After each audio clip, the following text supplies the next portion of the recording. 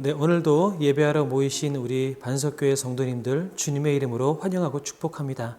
또한 오늘도 또 예배를 섬겨주기 위해서 오신 우리 성진교회 담임 목사님과 성도님들 모두 주님의 이름으로 진심으로 환영하고 축복합니다. 오늘은 말씀의 이해를 돕기 위해서 어떤 예화를 좀 나누면 좋을까 기도하다가 어제 저녁에 하나님께서 좋은 생각을 하나 주셨어요. 그것은 바로 진주 만드는 것입니다. 여러분, 조개 안에서 진주가 어떻게 만들어지는지 아십니까? 그 조개는 원래 진주액이라고 하는 그 액을 몸속에 품고 있다고 합니다. 그런데 이물질, 모래나 짐승의 뼈나 그런 불순물들이 조개 안에 들어오면 그 조개가 상처를 입죠. 그래서 그 불순물이 들어왔을 때 불순물들을 녹이기 위해서 진주액을 내뿜는다고 합니다. 그래서 그 진주액이 그 불순물들을 녹이고 그것을 감싸면서 만들어지는 것이 진주라고 합니다.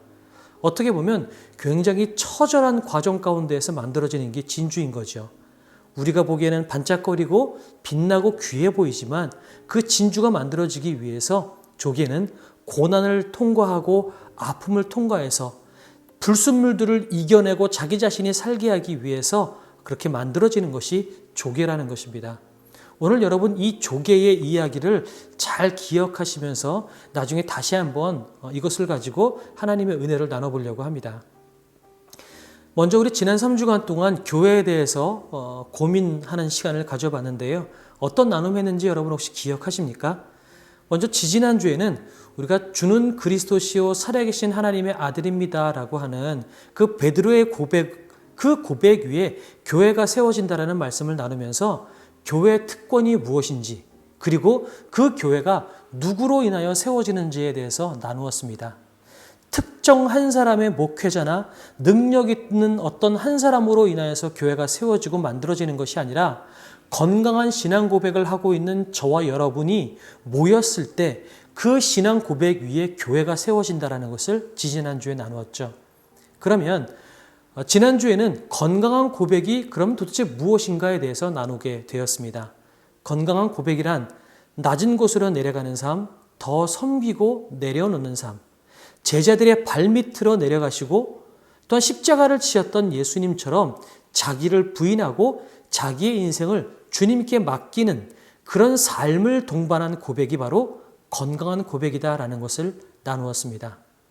오늘은 그 건강한 고백, 즉 낮은 곳으로 내려가고 더 섬기는 삶을 구체적으로 어떻게 실천해야 되는지를 우리가 나누면서 반석교회가 앞으로 어떻게 나가야 되는지 더불어서 우리 개개인의 삶은 어떠해야 되는지에 대해서 한번 고민해보고 은혜를 나누는 시간을 갖도록 하겠습니다.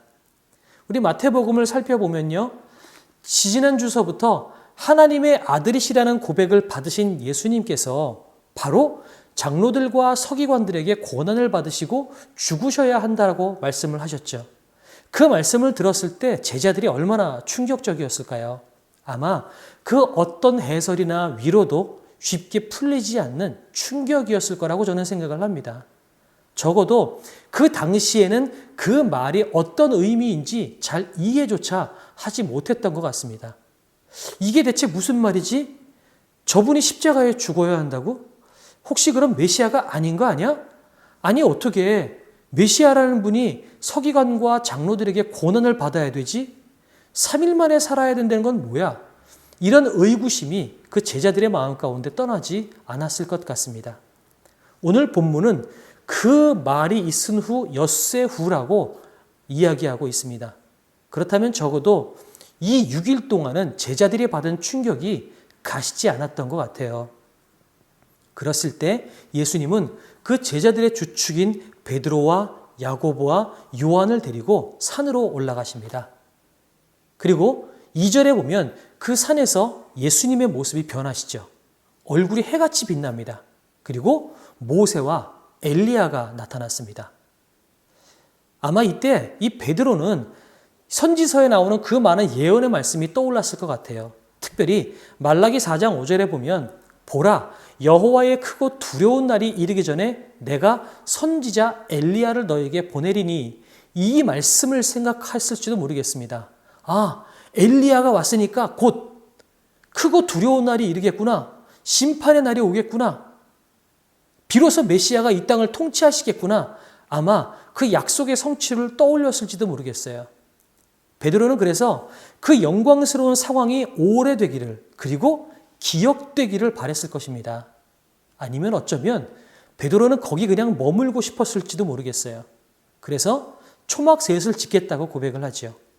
오늘 읽은 본문 17장 4절에 보면 베드로가 예수께 여쭈어 이르되 주여 우리가 여기 있는 것이 좋사오니 만일 주께서 원하시면 내가 여기서 초막셋을 짓되 하나는 주님을 위하여 하나는 모세를 위하여 그리고 하나는 엘리야를 위하여 하리이다. 이렇게 고백을 했어요. 그런데 그 고백이 채 끝나기도 전에 하늘에서 음성이 들립니다. 5절 볼까요? 말할 때에 호련히 빛난 구름이 그들을 덮으며 구름 속에서 소리가 나서 이르되 이는 내 사랑하는 아들이요 내 기뻐하는 자니 너희는 그의 말을 들어라 하시는지라. 하늘에서 음성이 들렸는데 내 사랑하는 아들이다. 그의 말을 들어라. 이렇게 말씀하셨다는 거예요. 그러면 그의 말, 예수님의 말이 무엇이었습니까? 죽임을 당하고 부활한다는 예수님의 앞으로의 행적과 또한 자기를 부인하고 자기 십자가를 지고 따르라는 그 말씀, 바로 그 말씀을 너희들이 따라가라 라고 말씀하시는 것 아니겠어요? 그 예수님이 변하셨다는 것, 그리고 하늘의 음성이 들렸다는 것, 이 두 가지 사건은 동일하게 한 가지를 이야기하고 있습니다. 그것은 예수가 진짜 메시아다. 내가 증명한다. 이런 의미를 가지고 있다는 거죠. 너희의 생각, 너희의 계산과 달라서 지금 비록 너희가 충격이 있을 수도 있고 너희 마음 가운데 저분이 진짜 메시아가 맞아? 이런 물음표가 생기겠지만 그분은 진짜 메시아다. 이것을 증명해 주고 계시는 사건이 바로 오늘의 이 사건인 것입니다. 죽어야 할 분이 그리고 부활하신다는 분이 우리와 같이 걷고 먹고 주무셨던 바로 그분이 진짜 부인할 수 없는 메시아라는 사실을 오늘 본문이 증명해 주고 있는 거죠. 맞다. 그분이 메시아다. 너희의 외형이나 눈앞에 벌어지는 사건이 어떠하다 할지라도 의심할 여지 없이 그분은 메시아다. 흔들리지 말고 굳건히 믿어라. 이렇게 이야기하고 있는 장면이 오늘의 이 본문입니다. 이 본문을 통해서 오늘 우리가 두세 가지 지금 교훈을 얻기 원하는 것은 첫 번째, 믿음을 구하라는 것입니다. 그분이 진짜 우리의 구세주이심을 믿는 믿음을 주십시오. 우리를 설득해 주십시오. 우리를 가르쳐 주십시오. 우리에게 증명해 주시옵소서. 혹시 지금 저와 여러분 가운데에 기꺼이 자기 자신을 부인하고 삶을 맡길 만한 믿음이 없다면 여러분 그것 때문에 부끄러워하지 마십시오.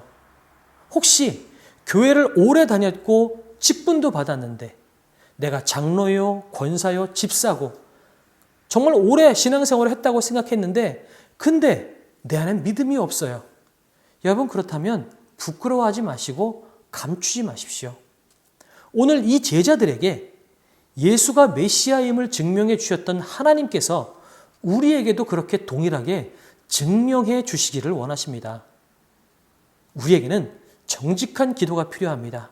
주님, 내가 믿음이 없습니다. 저에게 믿음을 주십시오. 신앙생활 이렇게 오래 했는데 아직 내게는 믿음이 없습니다. 하지만 숨지 않고 이렇게 간구합니다.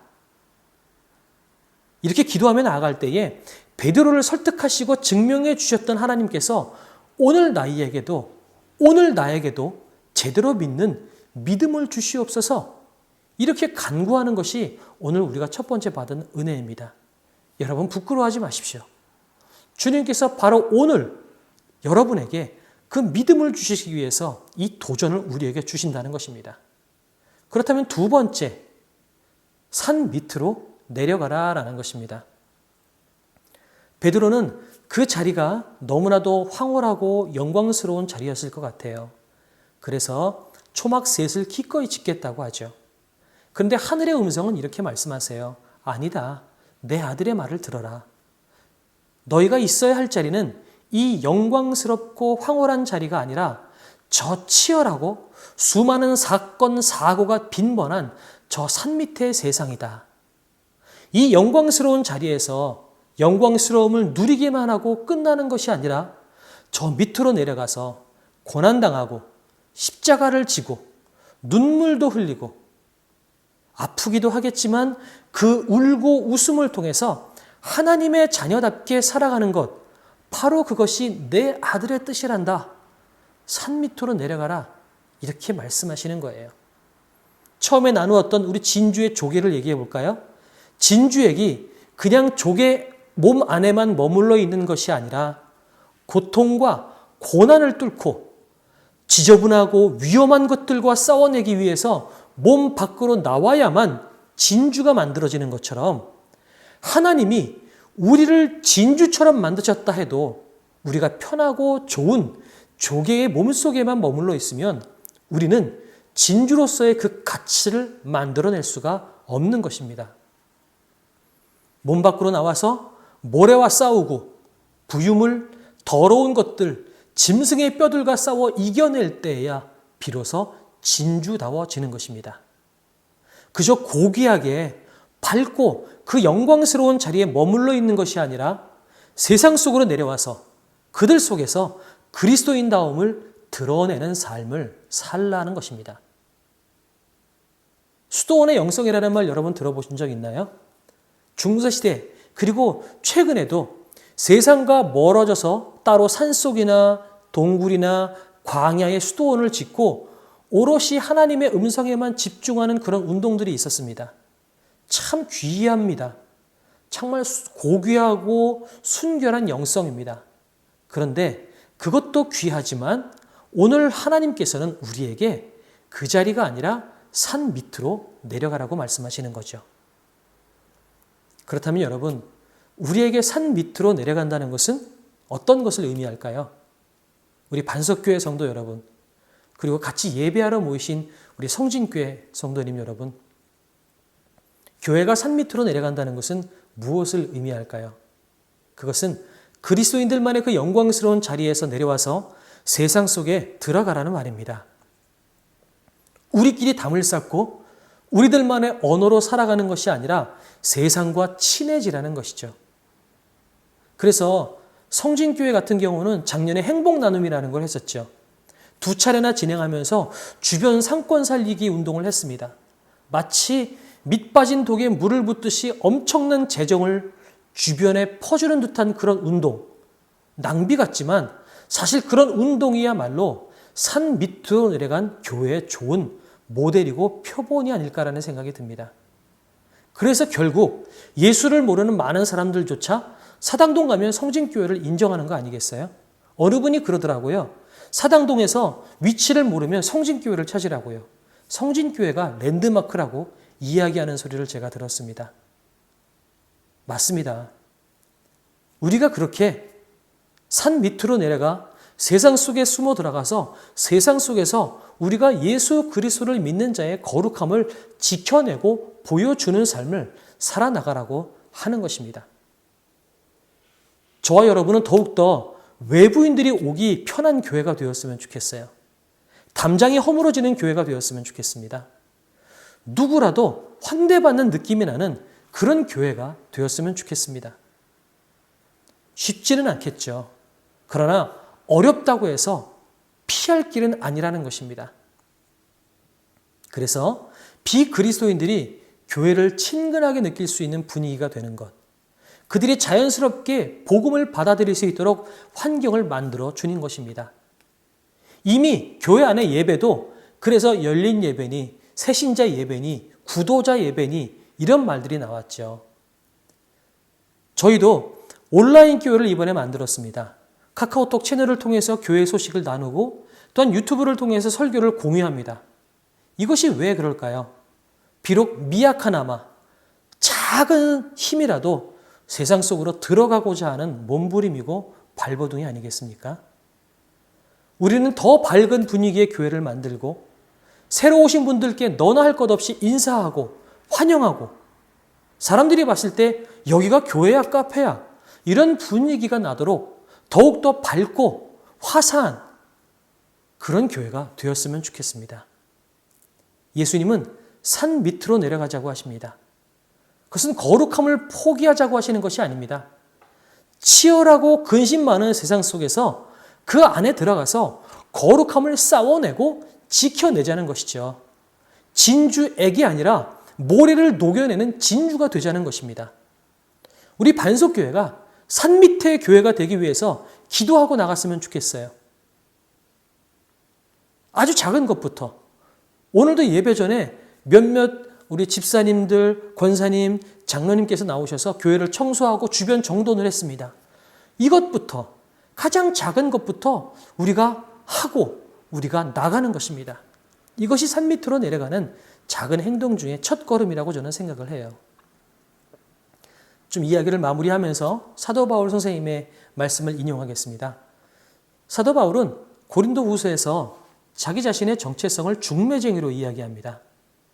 고린도 후서 11장 2절에 보면 내가 하나님의 열심으로 너희를 위하여 열심 내노니 내가 너희를 정결한 처녀로 한 남편인 그리스도께 드리려고 중매함이로다.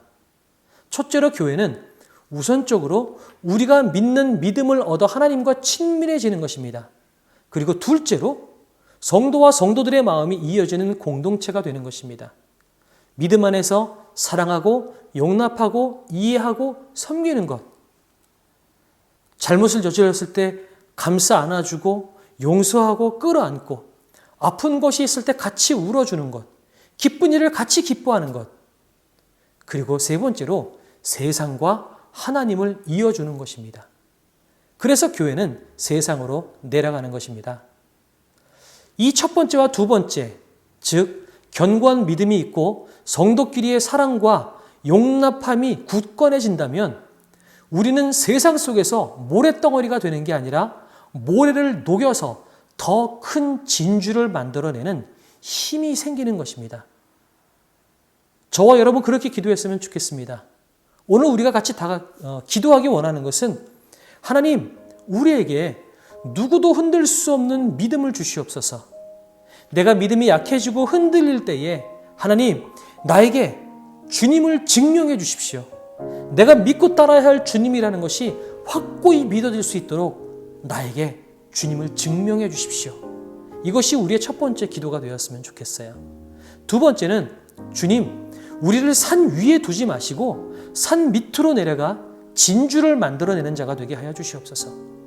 반석교회가 어떻게 해야 산 밑으로 내려가는 교회가 되겠습니까? 우리에게 지혜를 주시고 가르쳐 주시옵소서. 오늘 이 두 가지 기도 제목이 저와 여러분이 붙잡고 기도해야 될 제목이라고 생각합니다. 주님께서 오늘 우리에게 말씀하십니다. 내가 너희에게 믿음을 주고 믿게 할 테니 너희는 산 밑으로 내려가라.